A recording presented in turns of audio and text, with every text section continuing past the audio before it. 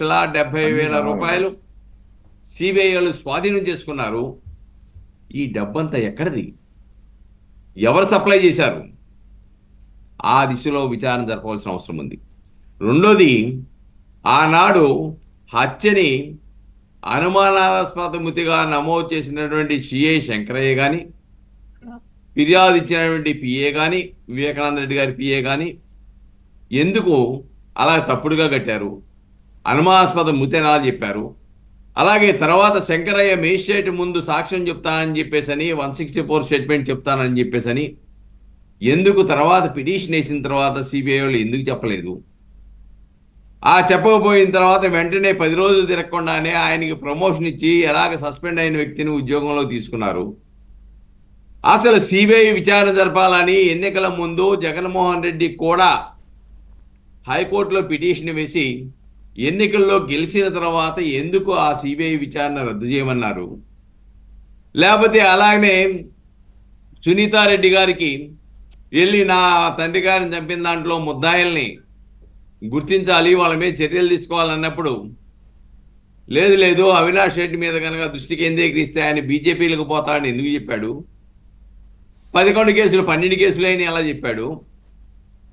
ఇవన్నీ కూడా విచారణ జరపాల్సిన అవసరం ఉంది.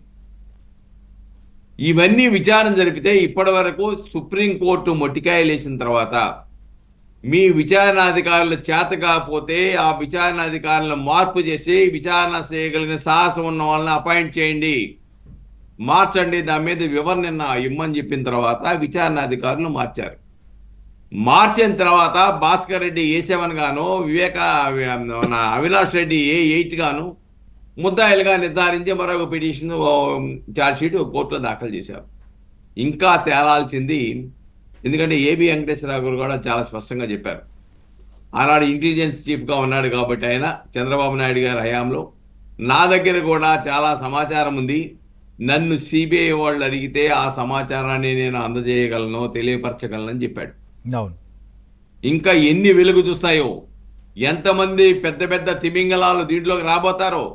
ఈ రోజున భారతీరెడ్డిని విచారించాలి, జగన్మోహన్ రెడ్డిని విచారించాలి, విజయసాయి రెడ్డిని విచారించాలి.